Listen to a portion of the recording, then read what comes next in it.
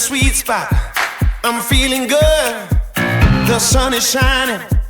I knew it would. The world's a playground. I'm in the clouds. Let me show you what it's all about.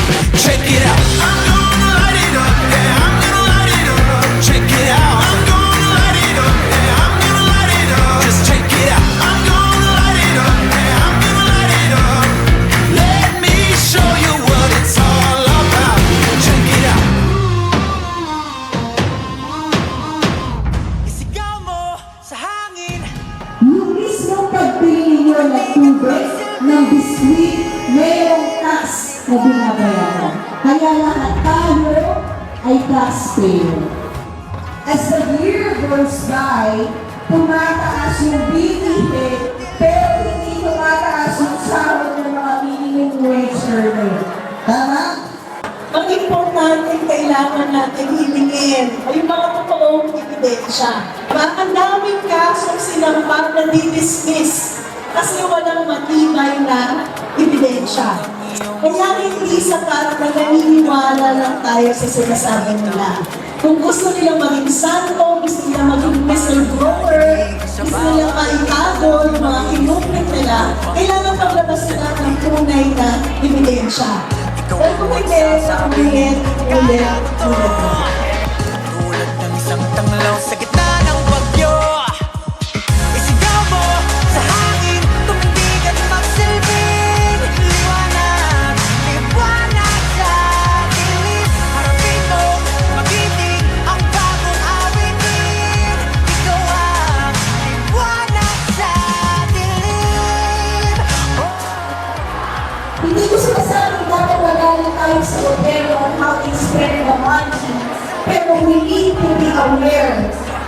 Hindi dapat tayo magpinipinihan at walang pakala sa kung anong nangyayari sa gobyerno natin.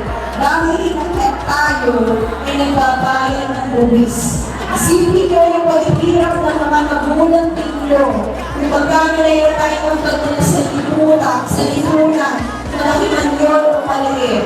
Pero at the end of the day, that contribution really matters on the government actions. So sana, hindi ko kasi sabi na dapat magaling tayo, pero sana yung mag-iisip tayo, lalo na kayo, yung mga kabataan, na sabi niya, paulit-ulit man, pero kayo ang inaasahan ng pag-asa ng bayan. Ako po sa sobrang tagal na ng Pilipinas bilang one of the most corrupted countries, ay bakit hindi pa rin po nare-resolvahan yung problema sa corruption na kahit marami na pong mga tao na mga estudyante nagpo-protesta para dito, ay bakit hindi pa rin po nare-resolvahan? I am also an elected official. And also would like to remind you na bakit paulit-ulit tayo sa sistema ganun. Because we kept on electing those kind of officials. So nasa atin yung sagot sa mga tanong natin. Bakit ba sila paulit-ulit din nalulutlo? Kahit nga paulit-ulit nakabanguan o pagbabago yung ginagawa nila dito sa Bansang Pilipinas. Kaya panawagan sa lahat, hindi lang sa mga kabataan, na sana sa susunod na mga darating na eleksyon, tayong mag-isip at magluklok ng tama, may integridad, may tamang karanasan, at talagang mag-aalis sa kahirapan dito sa Pilipinas. Kaya sabi ko nga, hindi ko sinasabi dahil elected official ako, pero sinasabi ko to bilang kabataan na umaasa pa rin na magkakaroon pa rin ng magandang kinabukasan dito sa Bansang Pilipinas. Check the background of that candidate. Avoid dynasty, lalo na yung mga matutulog na pangalan. Check nyo kung ano yung intention niya. Intention niya bang maglingkod sa bayan? O intention niya maging powerful lang siya? Importante na tingnan mo kung yung politika actors nung tumatakbo. Magtanong tayo at huwag magpadala sa mga jingle nila. Di ba yung mga nananalang sa Lord ng mga may dance step? Yun, may jingle na maganda.